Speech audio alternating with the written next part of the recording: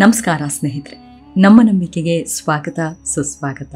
ಸ್ನೇಹಿತರೆ, ಗೋಕರ್ಣ ಕರ್ನಾಟಕದ ಉತ್ತರ ಕನ್ನಡ ಜಿಲ್ಲೆಯ ಕಡಲ ತೀರದಲ್ಲಿ ನೆಲೆ ನಿಂತಿರುವ ಒಂದು ಪುಣ್ಯ ಕ್ಷೇತ್ರ. ಗೋಕರ್ಣವನ್ನ ಭೂಕೈಲಾಸ ಅಂತಲೇ ಕರೆಯಲಾಗುತ್ತೆ. ಪರಶುರಾಮ ಭೂಮಿ ಎಂಬ ಐತಿಹ್ಯಗಳನ್ನು ಹೊಂದಿರುವ ಈ ಪ್ರದೇಶ ವಾಯುವ್ಯ ದಿಕ್ಕಿನಲ್ಲಿದೆ. ಗೋಕರ್ಣದಲ್ಲಿ 3 ಸಮುದ್ರ ತೀರಗಳಿದ್ದು ನೋಡಲು ಅತಿ ಮನಮೋಹಕವಾಗಿರುವಂಥದ್ದು. ಕನ್ನಡ ವಿಶ್ವಕೋಶದಲ್ಲಿ ಕೂಡ ಗೋಕರ್ಣ ಶಬ್ದದ ವಿವರಣೆ ನೀಡಲಾಗಿದೆ. ಗೋಕರ್ಣ ಎಂಬ ಹೆಸರು ಈ ಕ್ಷೇತ್ರಕ್ಕೆ ಹೇಗೆ ಬಂದಿತ್ತು ಎನ್ನುವುದಕ್ಕೆ ಹಾಗೂ ಸ್ಕಂದ ಪುರಾಣದ ಗೋಕರ್ಣ ಖಂಡದಲ್ಲಿ 8ನೇ ಅಧ್ಯಾಯದಲ್ಲಿ ಹಾಗೂ ಸ್ಕಂದ ಪುರಾಣದ ಸಹ್ಯಾದ್ರಿ ಉತ್ತರ ಖಂಡದಲ್ಲಿ ಸಿಗುತ್ತೆ. ಈಗಾಗಲೇ ಗೋಕರ್ಣ ಕ್ಷೇತ್ರದ ಉಗಮ ಹಾಗೂ ಮಹತ್ವದ ಕುರಿತಾಗಿ ಒಂದು ವಿಡಿಯೋ ಮಾಡಲಾಗಿದೆ. ಈ ವಿಡಿಯೋ ಕೊನೆಯಲ್ಲಿ ಲಿಂಕ್ ಸಿಗುತ್ತೆ ಅಥವಾ ಡಿಸ್ಕ್ರಿಪ್ಷನ್ ಬಾಕ್ಸ್ನಲ್ಲಿ ಲಿಂಕ್ ಇದೆ, ದಯವಿಟ್ಟು ವೀಕ್ಷಿಸಿ. ಹೀಗೆ ಗೋಕರ್ಣ ಕ್ಷೇತ್ರ ಮೋಕ್ಷವನ್ನ ಕರುಣಿಸುತ್ತಲೇ ಅಂತಲೇ ಇಂದಿಗೂ ನಂಬಿದ್ದೇವೆ. ರಾಮಾಯಣಕ್ಕೂ ಮುಂಚೆಯೇ ಅಸ್ತಿತ್ವದಲ್ಲಿತ್ತು ಅನ್ನೋದಕ್ಕೆ ಪೌರಾಣಿಕ ಸಾಕ್ಷ್ಯಾಧಾರಗಳು ಸಿಗುತ್ತವೆ. ಗೋ ಎನ್ನುವುದು ಮೊಟ್ಟ ಮೊದಲಿಗೆ ಭೂಮಿಗೆ ಬಂದ ಸಂಜ್ಞೆಯಾಗಿದೆ. ಈ ಕ್ಷೇತ್ರವು ಕರ್ಣವಾಗಿದ್ದು ಶಿವನ ಸಂಯೋಗದಿಂದ ಇಲ್ಲಿ ಗ್ರಹಗಳಿಗೆ ಅಧಿಪನಾದ ಅಂಗಾರಕನು ಹುಟ್ಟುತ್ತಾನೆ. ಭೂಮಿ ಹಾಗೂ ಅಂಗಾರಕ ಕೂಡುವಿಕೆ ಅಥವಾ ಭೂಮಿ ಹಾಗೂ ರುದ್ರಯೋನಿ ಎಂದು ಖ್ಯಾತವಾದ ಗೋಕರ್ಣ ಸ್ಥಳ, ಇವುಗಳ ಕೂಡುವಿಕೆಯಿಂದಾಗಿ ಇದು ಗೋಕರ್ಣ ಎಂದು ಖ್ಯಾತವಾಗುತ್ತೆ. ಅನೇಕ ಧಾರ್ಮಿಕ ಕ್ಷೇತ್ರಗಳು ಇದ್ದರೂ ಇದು ಕರ್ನಾಟಕದ ಪ್ರಸಿದ್ಧ ಧಾರ್ಮಿಕ ಕ್ಷೇತ್ರವಾಗಿದೆ. ಗೋಕರ್ಣದಲ್ಲಿ ಪ್ರಾಚೀನವಾದ ಶಿಲಾಲೇಖನಗಳು, ಪ್ರಾಚೀನವಾದ ಮಹಾಬಲೇಶ್ವರ ದೇವಾಲಯ ಇದೆ. ಪ್ರಾಚೀನವಾದ ವಾಯುಪುರಾಣದಂತಹ ಪುರಾಣಗಳಲ್ಲಿ ಈ ಕ್ಷೇತ್ರ ಉಲ್ಲೇಖಿತವಾಗಿರುವುದು ಪ್ರಧಾನವಾದ ಅಂಶವಾಗಿದೆ. ಈ ಕ್ಷೇತ್ರವು ತ್ರಿಸ್ಥಲವೆಂದು ಖ್ಯಾತವಾದ ಗೋಕರ್ಣ, ರಾಮಸೇತು, ಕಾಶಿ ಕ್ಷೇತ್ರಗಳಲ್ಲಿ ಒಂದಾಗಿದೆ. ಭರತಖಂಡದ 10 ಭಾಸ್ಕರ ಕ್ಷೇತ್ರಗಳಲ್ಲಿ ಇದು ಒಂದಾಗಿರುವುದರಿಂದ ಹಿಂದೂ ಧರ್ಮದ ಪವಿತ್ರ ಕ್ಷೇತ್ರ ಇದಾಗಿದೆ. ಈ ಕ್ಷೇತ್ರವು ಸಮುದ್ರದಲ್ಲಿ ಸೇರಿತ್ತು. ಪರಶುರಾಮನು ಇದನ್ನ ಉದ್ಧರಿಸಿದನೆಂದು ಪುರಾಣ ಹೇಳುತ್ತದೆ. ಹೀಗೆ ಇಂತಹ ಪುರಾಣ ಪ್ರಸಿದ್ಧ ಪುಣ್ಯಕ್ಷೇತ್ರದ ಕ್ಷೇತ್ರ ಪಾಲಕಿಯೇ ಭದ್ರಕಾಳಿ ಅನ್ನೋದೇ ಅದೆಷ್ಟೋ ಮಂದಿಗೆ ತಿಳಿದಿಲ್ಲ. ಸಾಕ್ಷಾತ್ ಉಮಾದೇವಿಯೇ ಭದ್ರಕಾಳಿಯಾಗಿ ಇಲ್ಲಿ ನೆಲೆಸಿದ್ದಾಳೆ ಎಂದು ನಂಬಿಕೆ ಇದೆ. ನಿಜಕ್ಕೂ ಗೋಕರ್ಣ ಕ್ಷೇತ್ರಕ್ಕೆ ಹೋದಾಗ ಈ ಸ್ಮಶಾನ ಭದ್ರಕಾಳಿಯನ್ನು ಸಂದರ್ಶಿಸಿ ಆಶೀರ್ವಾದ ಪಡೆದು ತಮ್ಮ ಮನದಾಳದ ಇಂಗಿತವನ್ನ ನೆರವೇರಿಸು ತಾಯಿ ಎಂದು ಬೇಡಿಕೊಂಡಿದ್ದೇ ಆದಲ್ಲಿ ನೀವಂದುಕೊಂಡದ್ದು ನೆರವೇರಿಯೇ ನೆರವೇರುತ್ತದೆ. ಇದು ಶತಸಿದ್ಧ. ಅಷ್ಟಕ್ಕೂ ಈ ಭದ್ರಕಾಳಿ ದೇವಾಲಯದ ಇತಿಹಾಸ, ಹಿನ್ನೆಲೆ, ಪೌರಾಣಿಕ ಮಹತ್ವ ಎಂಥದ್ದು ಅನ್ನೋದನ್ನ ಇಂದಿನ ಸಂಚಿಕೆಯಲ್ಲಿ ಹೇಳ್ತಾ ಹೋಗ್ತೀನಿ. ಸ್ನೇಹಿತರೆ, ಭದ್ರಕಾಳಿಯ ಉಲ್ಲೇಖವು ಅಸ್ಸಾಂನ ಗುವಾಹಟಿಯ ಕಾಮಾಖ್ಯ ದೇವಿಯ ಪುರಾಣದಲ್ಲಿಯೂ ಕಂಡುಬರುತ್ತೆ. ಅಲ್ಲಿಯ ಪುರಾಣದಂತೆ ಕಾಳಿದೇವಿಯ ಕರ್ ಅಂದ್ರೆ ಕಿವಿ ಸ್ಥಾನವಾಗಿದೆ ಎಂದು ಪುರಾಣದ ಕಥೆ ವಿವರಿಸುತ್ತೆ. ಹಿಂದೂ ಪುರಾಣೋಕ್ತಿಗಳಲ್ಲಿ ಭದ್ರಕಾಳಿ ರೂಪವು ದೇವಿಯ 10 ಮಹಾರೂಪಗಳಲ್ಲಿ ಒಂದು ಎಂದು ಉಲ್ಲೇಖಿಸುತ್ತೆ. ಅಂತಹ ಪುರಾಣ ಪ್ರಸಿದ್ಧ ಪುಣ್ಯಕ್ಷೇತ್ರವು ಕೂಡ ನಮ್ಮ ಕರುನಾಡಿನಲ್ಲಿ ನೆಲೆ ನಿಂತಿದೆ. ಆ ದೇವಾಲಯವನ್ನ ಸ್ಮಶಾನ ಕಾಳಿ ಅಂತಲೇ ಭಕ್ತಾದಿಗಳು ಕರೆಯುತ್ತಾರೆ. ಅದು ಉತ್ತರ ಕನ್ನಡ ಜಿಲ್ಲೆಯ ಗೋಕರ್ಣ ಕ್ಷೇತ್ರದ ಸ್ಮಶಾನ ಕಾಳಿ ದೇವಾಲಯ. ತ್ರೇತಾಯುಗದ ಕಾಲದ್ದು ಅಂತಲೇ ಜನ ನಂಬ್ತಾರೆ. ಭದ್ರಕಾಳಿ, ರುದ್ರಕಾಳಿ, ಸ್ಮಶಾನ ಕಾಳಿ 3 ಕೂಡ ಮಹಾಶಕ್ತಿಶಾಲಿ ದೇವಿಯರು. ಅದರಲ್ಲೂ ಸ್ಮಶಾನ ಕಾಳಿ ತಂತ್ರದ ಅಧಿದೇವತೆ, ಶಿವನಿಗಿಂತ ಶಕ್ತಿಶಾಲಿ. ಎಡಗಾಲನ್ನು ಶಿವನ ಮೇಲಿಟ್ಟು ಬಲಗೈಯಲ್ಲಿ ಕತ್ತಿ ಹಿಡಿದು ಆರ್ಭಟ ಮಾಡುತ್ತಾ ಸಂಚರಿಸುವ ಈ ಜಗನ್ಮಾತೆಯೇ ಮೋಕ್ಷ ಕರುಣಿಸುವವಳು ಎಂದು ನಂಬಲಾಗಿದೆ.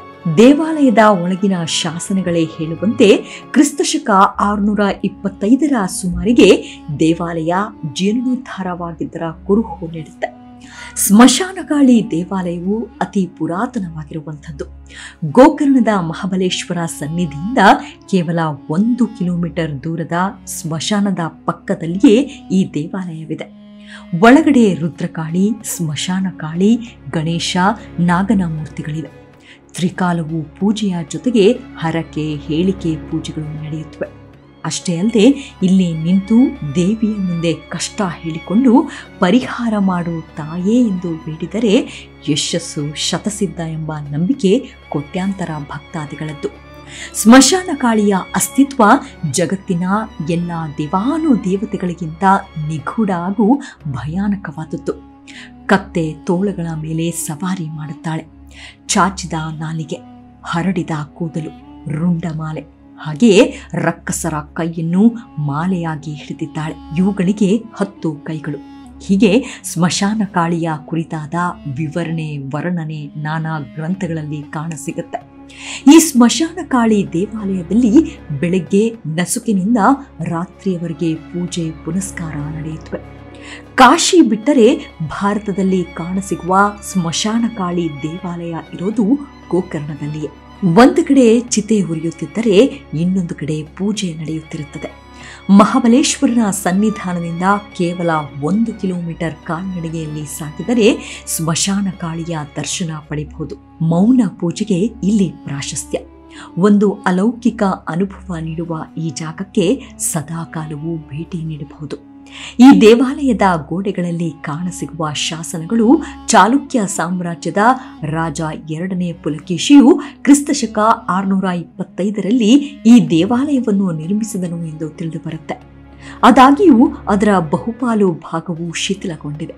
ಈ ಶಾಸನದಲ್ಲಿ ಉಲ್ಲೇಖಿಸಿದ್ದೇನೆಂದರೆ, ಆಂಧ್ರದ ವೆಂಗಿ ಪ್ರದೇಶದವನು ತಾನು ವಶಪಡಿಸಿಕೊಂಡಿದ್ದ ಗೌರವಾರ್ಥವಾಗಿ 2ನೇ ಪುಲಕೇಶಿಯು ಈ ದೇವಾಲಯದ ಕಟ್ಟಡವನ್ನ ನಿರ್ಮಿಸಿದ್ದ. ತಾನು ಕಾಳಿ ಭಕ್ತ. ಹಾಗೆ ಯಾವುದೇ ಯುದ್ಧಕ್ಕೆ ತೆರಳುವ ಮುನ್ನ ಕಾಳಿ ಮಾತೆಗೆ ಈ ಗೆಲುವು ನಿನ್ನದೇ ತಾಯಿ ಎಂದು ಕಾಳಿಯ ಪಾದಗಳಿಗೆ ರಕ್ತಾಭಿಷೇಕವನ್ನ ಮಾಡುತ್ತಿದ್ದನಂತೆ. ಹಾಗೆ 2ನೇ ಪುಲಕೇಶಿಯ ಕಾಲದಲ್ಲಿ ನಿರ್ಮಾಣವಾದ ಪುರಾತನ ಕಲ್ಲಿನ ಕಟ್ಟಡ ಇಂದಿಗೂ ಕಾಣಸಿಗುತ್ತೆ. 2ನೇ ಪುಲಕೇಶಿಯ ಕುಲದೇವಿಯೇ ಸ್ಮಶಾನ ಭದ್ರಕಾಳಿಯಾಗಿದ್ದಳು. ತಮ್ಮ ಕುಟುಂಬಸ್ಥರು ಕುಲದೇವಿಯಾಗಿ ನಾಡದೇವಿಯಾಗಿಯೂ ಆರಾಧಿಸಿಕೊಂಡು ಬರುತ್ತಿದ್ದರು. ಈ ಒಂದು ಹಿನ್ನೆಲೆ ಕಾಕತೀಯ ರಾಜರು ದೇವಾಲಯದ ಸ್ಥಾನವನ್ನ ಮತ್ತಷ್ಟು ಬಲಪಡಿಸುವಂತೆ ಮಾಡಿತ್ತು. ಅವರು ಭದ್ರಕಾಳಿ ದೇವಾಲಯದ ಪಕ್ಕದಲ್ಲಿ ಕಲ್ಯಾಣಿಯನ್ನು ನಿರ್ಮಿಸಿದ್ರು. ಇಸ್ಲಾಂ ದೊರೆಗಳಾದ ಖಲ್ಜಿಗಳು, ತುಘಲಕ್ಕರು ಮತ್ತು ಬಹಮುನಿಗಳು ಆಡಳಿತ ನಡೆಸುತ್ತಾ ಇದ್ದ ಕಾಲಮಾನದಲ್ಲಿ ಈ ಪುಣ್ಯಕ್ಷೇತ್ರವನ್ನ ತಾತ್ಸಾರ ಮಾಡಲಾಯಿತು. ಅಲ್ಲದೆ ಇಸ್ಲಾಂ ದಾಳಿಕೋರರ ದಾಳಿಗೆ ತುತ್ತಾಯಿತು. ಈ ದೇವಾಲಯವು ಸಂಕೀರ್ಣವಾದ ಕೆತ್ತನೆಗಳು ಮತ್ತು ಶಿಲ್ಪಗಳೊಂದಿಗೆ ಸುಂದರವಾದ ವಾಸ್ತುಶಿಲ್ಪವನ್ನು ಹೊಂದಿದೆ. ದೇವಾಲಯ ಸಂಕೀರ್ಣದಲ್ಲಿ ಶಿವ, ಗಣಪತಿ ಮತ್ತಿತರ ದೇವಾಲಯಗಳನ್ನು ಕೂಡ ಹೊಂದಿದೆ. ಯಾಣ ಗುಹೆಗಳನ್ನು ಅನ್ವೇಷಿಸಲು ಮತ್ತೊಂದು ಆಸಕ್ತಿದಾಯಕ ಸ್ಥಳವಾಗಿದೆ. ಫೆಬ್ರವರಿ ತಿಂಗಳಲ್ಲಿ ಆಚರಿಸಲಾಗುವ ಭದ್ರಕಾಳಿ ಜಾತ್ರೆ ಎಂಬ ವಾರ್ಷಿಕ ಉತ್ಸವಕ್ಕೆ ಹೆಸರುವಾಸಿಯಾಗಿದೆ. ಈ ಉತ್ಸವವನ್ನು 5 ದಿನಗಳ ಕಾಲ ಆಚರಿಸಲಾಗುತ್ತದೆ ಮತ್ತು ದೇಶದ ವಿವಿಧ ಭಾಗಗಳಿಂದ ಸಾವಿರಾರು ಭಕ್ತರು ಭಾಗವಹಿಸುತ್ತಾರೆ. ಈ ಹಬ್ಬದ ಪ್ರಮುಖ ಆಕರ್ಷಣೆ ಎಂದರೆ ರಥಯಾತ್ರೆ. ಇದರಲ್ಲಿ ಭದ್ರಕಾಳಿ ದೇವಿಯ ವಿಗ್ರಹವನ್ನ ರಥೋತ್ಸವದಲ್ಲಿ ಹೊರಗೆ ಕರೆದೊಯ್ಯಲಾಗುತ್ತದೆ. ಈ ಉತ್ಸವವು ಒಂದು ವಿಶಿಷ್ಟ ಅನುಭವವಾಗಿದ್ದು ಗೋಕರ್ಣಕ್ಕೆ ಭೇಟಿ ನೀಡಿದಾಗ ತೆರಳಲೇಬೇಕಾದ ಸ್ಥಳಗಳಲ್ಲಿ ಒಂದು. ಇನ್ನು ಈ ದೇವಾಲಯದ ಕುರಿತಾದ ಪೌರಾಣಿಕ ಕಥೆ ಏನೆಂದ್ರೆ, ರಾಕ್ಷಸರ ಉಪಟಳ ಹೆಚ್ಚಾದಾಗ್ಲೆಲ್ಲ ಒಂದಿಲ್ಲೊಂದು ಅವತಾರವಾಗಿ ಲೋಕ ಕಲ್ಯಾಣ ಮಾಡಿದ ಬಗ್ಗೆ ಪುರಾಣದಲ್ಲಿ ಅನೇಕ ದಾಖಲೆಗಳು ದೊರಕುತ್ತದೆ. ಹಾಗೆ ಸಿಂಧೂ ದ್ವೀಪವನ್ನ ಆಳುತ್ತಿದ್ದ ನೇತ್ರಾಸುರನನ್ನ ಸಂಹರಿಸಲು ದೇವತೆಗಳು ದೇವಿಯನ್ನ ಸೃಷ್ಟಿಸಿದ್ರು. ಆಕೆಯ ಕೈಗೆ ವಿಶೇಷ ಆಯುಧವನ್ನ ನೀಡಿದ್ರು. ನೇತ್ರಾಸುರನ್ನು ಸಂಹರಿಸಿದ ದುರ್ಗೆ ಮುಂದೆ ಭದ್ರಕಾಳಿಯಾಗಿ ಶುಂಭ ನಿಶುಂಭರನ್ನ ಸಂಹರಿಸಿದಳು.